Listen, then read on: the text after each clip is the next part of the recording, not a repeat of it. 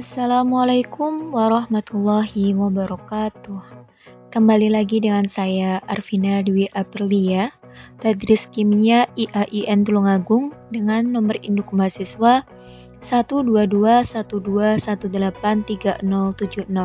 Nah, teman-temanku semua, pada video pembelajaran kali ini kita akan membahas seputar kesetimbangan kimia. Kesetimbangan kimia merupakan materi keempat dari kelas 11 semester 1. Nah, sebelum kita memulai pembelajaran, marilah kita membaca doa sebelum belajar agar apa-apa yang akan kita terima sebagai ilmu bisa bermanfaat dan mudah difahami.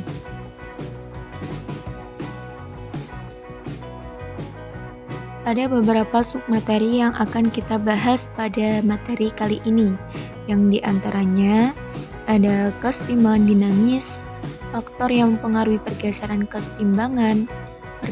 kesetimbangan atau yang ada pada asas Le Chatelier, hubungan kuantitatif antara reaksi dan hasil reaksi, serta aplikasi kesetimbangan kimia dalam industri.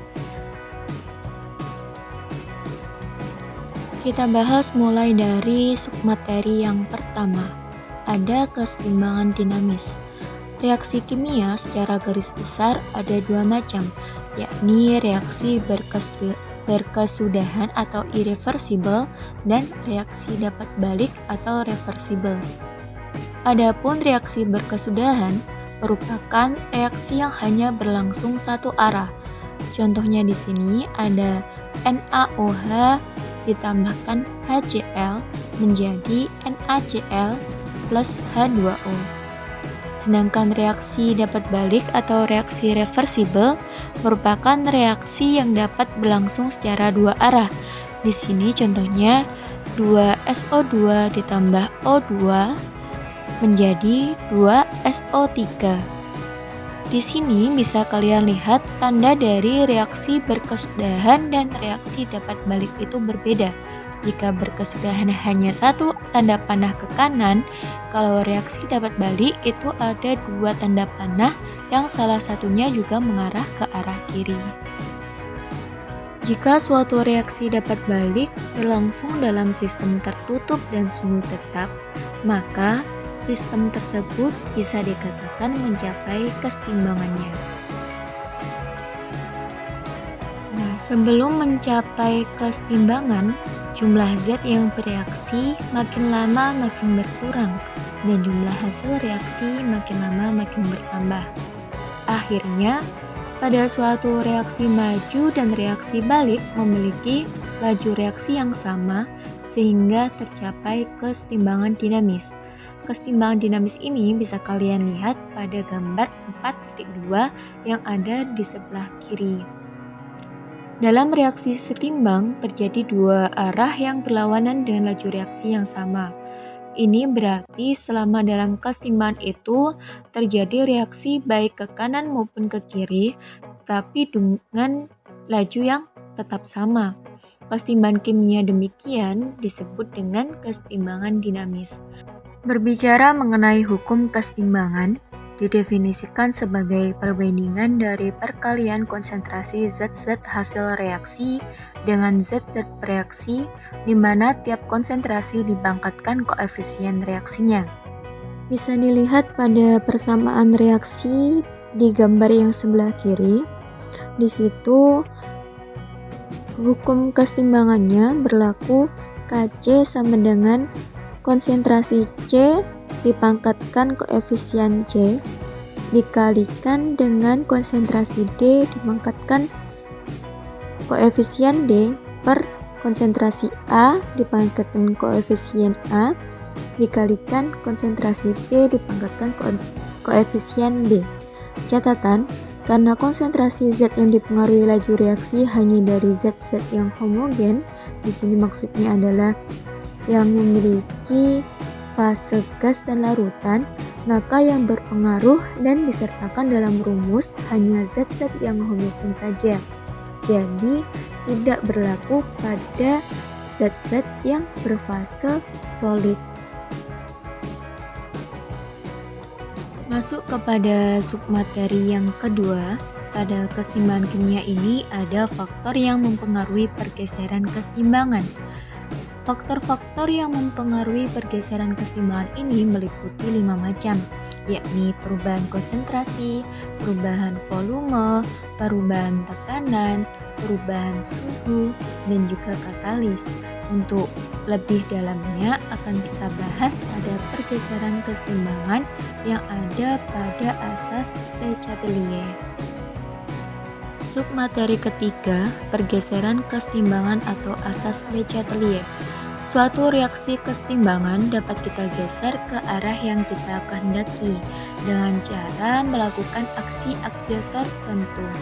Untuk mengetahui efek atau pengaruh dari aksi yang dilakukan, kita perlu menggunakan suatu asas yang dirumuskan oleh Henry Louis Le Chatelier yang dikenal sebagai asas Le Chatelier. Adapun bunyi asas ini yakni jika terhadap suatu kesetimbangan dilakukan aksi-aksi tertentu, maka reaksi akan bergeser untuk menghilangkan pengaruh dari aksi tersebut. Asas ini bisa kita analogikan sebagai sebuah bejana berbentuk U yang berisi air. Permukaan air di antara ruas kiri tingginya sama dengan permukaan air di ruas kanan, sehingga air ini bisa dikatakan dalam keadaan setimbang.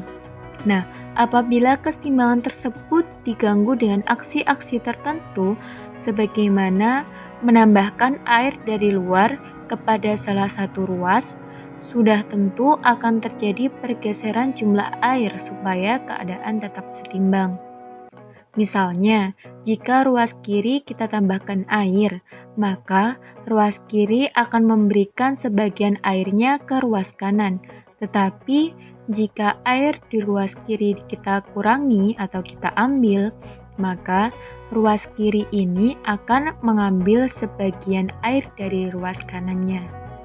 Asas ini juga bisa kita sederhanakan dengan ungkapan jika diberi, dia akan memberi, dan jika diambil, dia akan mengambil. Oke, sekarang kita akan membahas mengenai pergeseran kesetimbangan pada masing-masing faktor yang telah disebutkan di awal tadi. Yang pertama ada faktor perubahan konsentrasi. Bisa dilihat pada persamaan reaksi A plus B sama dengan C. Di sini, jika ZA itu ditambahkan, maka konsentrasi dari ZA ini akan semakin besar. Sesuai dengan asasnya tadi, jika diberi dia akan memberi, maka otomatis pergeseran itu akan ke arah kanan, yakni zat C lebih banyak terbentuk. Sebaliknya, jika zat B dikurangi atau kita ambil, maka konsentrasi dari zat B ini akan semakin kecil pula. Sesuai dengan azas, jika diambil dia akan mengambil, maka pergeseran itu akan ke arah kiri, yakni zat C akan berkurang. Dari pernyataan tersebut, bisa kita ambil kesimpulan bahwasanya jika suatu zat konsentrasinya diperbesar atau kita tambah, maka reaksi akan bergeser dari arah zat tersebut. Sebaliknya, jika salah satu zat konsentrasinya diperkecil atau kita kurangi atau kita ambil, maka reaksi akan bergeser ke arah zat tersebut. Di sini perhatikan baik-baik, jika diperbesar itu bergeser dari, dan jika dikurang itu akan bergeser ke arah zat tersebut. Lanjut ke faktor yang nomor 2 dan nomor 3, yakni perubahan tekanan gas dan perubahan volume gas. Di sini perubahan tekanan hanya berpengaruh pada fase gas. Untuk fase padat dan fase cair, pengaruh perubahan tekanan ini dapat diabaikan. Robert Boyle menyatakan bahwa pada suhu tetap, tekanan gas berbanding terbalik dengan volume gas. Oleh karena itu, memperbesar tekanan gas berarti memperkecil volume gas tersebut. Adapun rumusnya Untuk mengetahui pergeseran kesetimbangan reaksi itu ke arah mana, bisa digunakan ungkapan jika volume diperbesar, artinya tekanan diperkecil, maka akan bergeser ke jumlah koefisien yang besar. Jika volume diperkecil, artinya tekanan diperbesar, maka akan bergeser ke jumlah koefisien yang kecil. Sementara, jika jumlah koefisien kanan dan kiri itu sama, maka perubahan volume atau tekanan tidak akan menggeser kesetimbangan. Kita ambil contoh semisal pada suatu persamaan reaksi, koefisien di sebelah kanan itu memiliki jumlah 4 dan koefisien di sebelah kiri itu memiliki jumlah koefisien 3. Nah, jika volume diperbesar, maka pergeseran akan ke arah koefisien yang besar, yakni ke arah kanan, begitupun sebaliknya. Lanjut ke faktor yang nomor 4, yakni ada perubahan suhu. Perhatikan reaksi 2SO2 plus O2 sama dengan 2SO3 dengan jumlah energi yang dibutuhkan plus 45 kilokalori. Reaksi pembuatan SO3 di atas merupakan reaksi eksotermik sebab memiliki kaloreaksi positif. Sudah tentu, reaksi ke arah kiri merupakan reaksi endoterm, sehingga zat SO3 disebut sebagai zat eksoterm, yang artinya zat yang pada proses pembentukannya menghasilkan kalor, dan zat SO2 dan O2 disebut sebagai zat endoterm atau zat yang pada proses terbentuknya memerlukan kalor. Di sini, ke arah mana pergeseran kesetimbangan bisa diungkapkan sebagaimana jika suhu dinaikkan, maka dia akan memberikan kalor dan bergeser ke arah zat yang memerlukan kalor. Di sini bergeser ke arah zat endoterm atau di sebelah kiri. Sedangkan jika suhu itu diturunkan, maka dia akan mengurangi kalor sehingga bergeser ke arah zat yang menghasilkan, yakni zat eksoterm yang berada di sebelah kanan. Lanjut ke faktor yang terakhir, yakni peranan katalis. Adapun pengertian dari katalis sudah kita jelaskan dan kita pelajari pada video pembelajaran sebelumnya, yakni pada video laju reaksi, di mana sesuai fungsinya, katalis berperan sebagai zat yang mempercepat reaksi. Katalis ini mempercepat reaksi agar segera mencapai kesetimbangannya dengan cara mempercepat reaksi maju dan reaksi balik. Jadi, katalis berfungsi pada awal reaksi atau sebelum mencapai kesetimbangan. Jika laju reaksi maju sama dengan laju reaksi balik, atau dalam artian setelah kesetimbangan tercapai, maka katalis berhenti berfungsi. Katalis hanya mampu mempercepat reaksi, tetapi tidak mampu membuat reaksi. Jadi, katalis ini tidak dapat menggeser reaksi yang telah ditimbang. Lanjut ke submateri yang nomor 4, yakni hubungan kuantitatif antara reaksi dan hasil reaksi. Tetapan kesetimbangan memberi informasi tentang posisi kesetimbangan. Selain itu, juga berguna untuk meramalkan arah reaksi. Di hubungan kuantitatif ini terdapat dua pembagian, yakni kesetimbangan disosiasi dan juga hubungan antara Kp juga Kc. Di bagian kesetimbangan disosiasi, untuk reaksi kesetimbangan disosiasi, besarnya fraksi yang terdisosiasi dinyatakan dalam derajat disosiasi atau dilambangkan dengan alfa. Nah, alfa ini rumusnya adalah jumlah mol zat terdisosiasi per jumlah mol zat mula-mula. Untuk reaksi gas, tetapan kesetimbangan dapat dinyatakan dengan tekanan parsial gas atau Kp. Secara umum, dengan persamaan reaksi M A plus NP sama dengan PC plus HD itu memiliki rumus Kp sama dengan tekanan C pangkat koefisien P dikalikan tekanan D pangkat koefisien H per tekanan A dipangkatkan koefisien M dikalikan tekanan B pangkat koefisien N. Di sini P total atau tekanan total sama dengan PA plus PB plus PC plus PD. Nah, teman-teman, lanjut ke bagian hubungan antara Kp dan Kc. Di sini tekanan parsial gas bergantung pada konsentrasi. Dari persamaan gas ideal bisa dilihat pada video.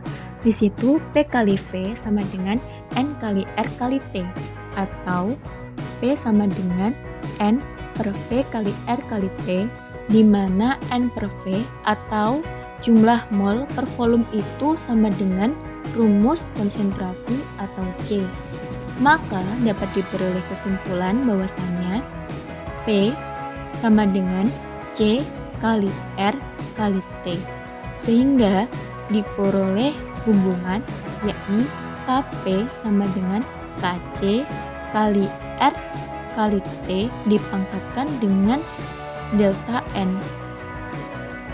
Lanjut ke submateri yang kelima atau submateri yang terakhir, ada aplikasi keseimbangan kimia dalam industri.